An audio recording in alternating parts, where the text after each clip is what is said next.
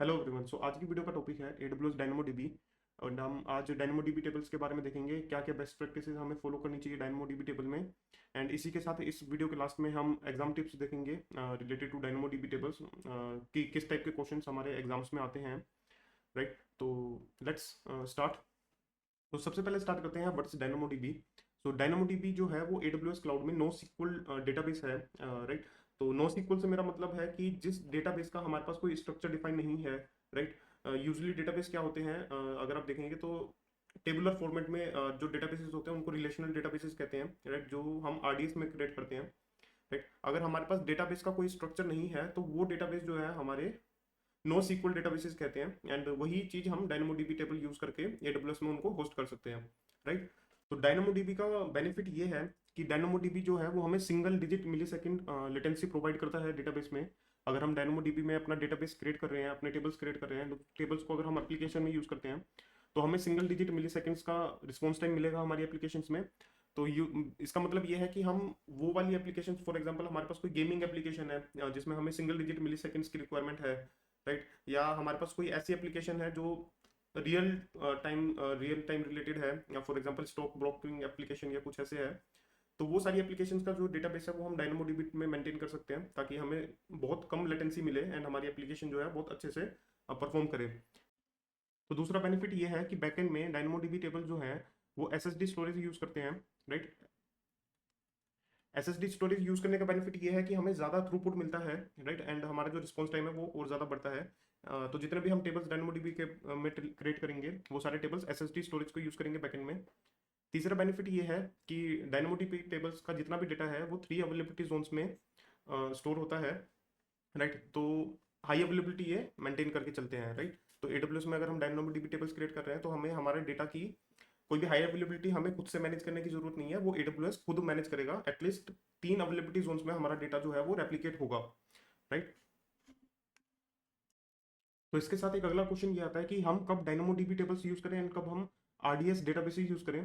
तो इन दोनों में डिफरेंस जो है वो ये है कि RDS हम उस टाइम यूज करेंगे जब हमारे पास रिलेशनल डेटाबेसेस हैं। राइट, जब भी हम अगर कोई एप्लीकेशन डिजाइन कर रहे हैं तो एप्लीकेशन का जो डेटाबेस हम डिजाइन कर रहे हैं अगर वो रिलेशनल डेटाबेस है, हम सारा डेटा एक टेबुलर फॉर्मेट में स्टोर कर रहे हैं, तो उस केस में हम RDS यूज करते हैं। एंड देन RDS में भी हम डिसाइड कर सकते हैं कि हमें MySQL लेना है, पोस्टग्रेस लेना है, MariaDB, depending on the requirement. Right, ऐसे ही अगर हमारी रिक्वायरमेंट है कि हमारा डेटाबेस का स्ट्रक्चर हमारा डिफाइन नहीं है। राइट, और उसको हम कहते हैं नो सिक्वल डेटाबेस। राइट, जिसमें टेबुलर फॉर्मेट में ना स्टोर होकर हमारा जो डेटा है वो अनस्ट्रक्चर्ड वे में स्टोर होता है, तो वहां पर हम DynamoDB टेबल्स या दूसरे नो सिक्वल डेटाबेसेस जैसे MongoDB हो गया वो यूज कर सकते हैं। तो DynamoDB का फायदा ये है कि DynamoDB AWS मैनेज्ड सर्विस है, तो इसका ज्यादा हमें थ्रूपुट मिलेगा, सिंगल डिजिट मिली सेकेंड्स हमें इसमें मिलती है, तो इसका हमारे पास ज्यादा बेनिफिट हम इसका यूज कर सकते हैं DynamoDB टेबल्स का। तो DynamoDB टेबल्स में अगला बहुत इंपॉर्टेंट टॉपिक है रीड कंसिस्टेंसीज का। तो रीड कंसिस्टेंसीज दो तरीके की होती है DynamoDB टेबल्स में, eventual read consistency and strongly read consistency.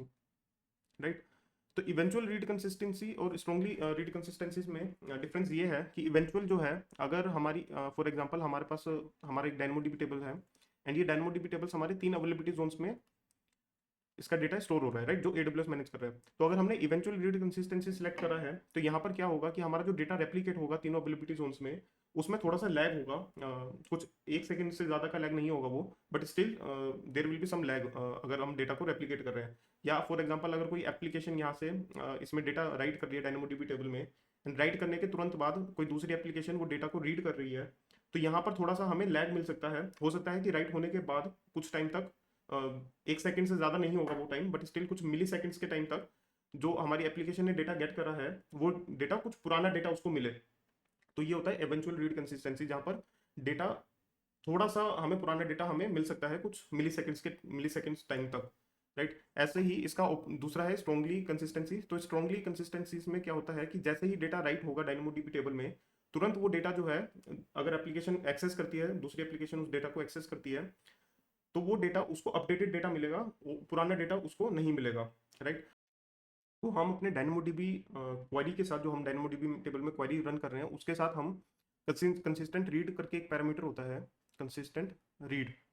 Right, अगर हम ये पैरामीटर अपनी क्वेरी के साथ पास कर देंगे तो वहां पर वो स्ट्रांगली रीड कंसिस्टेंसी को यूज करेगा DynamoDB table and up to dated data हमें प्रोवाइड करेगा। राइट, तो अगर इसका मैं आपको AWS में डॉक्यूमेंटेशन दिखाऊं तो ये एक डॉक्यूमेंटेशन है, इसका URL मैं डिस्क्रिप्शन में डालूंगा। तो यहाँ पर इन्होंने बताया हुआ है कि अगर हमें स्ट्रॉन्ग कंसिस्टेंसी रीड हमें चाहिए तो read operation such as get item query and scan provides an optional consistent read parameter. तो ये कंसिस्टेंट रीड पैरामीटर अगर हम अपने गेट आइटम्स या क्वेरी के साथ अगर रन करते हैं, पास करते हैं, तो वहाँ पर हमें स्ट्रॉन्गली रीड कंसिस्टेंसी प्रोवाइड होगी एंड हमें अप टू डेटेड डेटा जो है वहाँ पर रिफ्लेक्ट होगा। तो अभी हम AWS कंसोल में चलकर एक DynamoDB टेबल क्रिएट करते हैं सबसे पहले, राइट। तो अभी हम AWS कंसोल में हैं एंड यहाँ पर हम क्रिएट टेबल जब हम करेंगे तो हम टेबल नेम एक यहाँ पर प्रोवाइड कर देते हैं बलविंदर, एंड देन हमसे पार्टीशन की एंड शॉर्ट की पूछ रहा है। तो ये एक तरह से प्राइमरी की है, जब भी हम डेटाबेस क्रिएट करते हैं तो हम डेटाबेस में हम प्राइमरी की डिफाइन करते हैं। तो अगर आपको नहीं पता कि आपकी प्राइमरी की क्या है तो आप अपने एप्लीकेशन डेवलपर से या डेटाबेस इंजीनियर से आप पूछ सकते हैं कि मुझे डेटा अपने टेबल में क्या प्राइमरी की रखनी है, राइट। तो यहाँ पर प्राइमरी की फॉर एग्जाम्पल मैं यहाँ पर एम्प्लॉई ID रख देता हूँ, राइट। एंड DynamoDB के टेबल में शॉर्ट की भी हम प्रोवाइड कर सकते हैं, ऑप्शनल है। तो अगर हम शॉर्ट की प्रोवाइड करते हैं तो इन दोनों का कॉम्बिनेशन जो है वो एज अ प्राइमरी की काम करेगा। बट अभी के केस में मैं नहीं यूज़ कर रहा शॉर्ट की।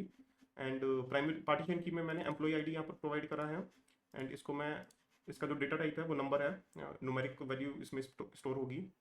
एंड देन टेबल सेटिंग्स में दो तरह के ऑप्शन है हमारे पास, एक है डिफॉल्ट और एक है कस्टमाइज।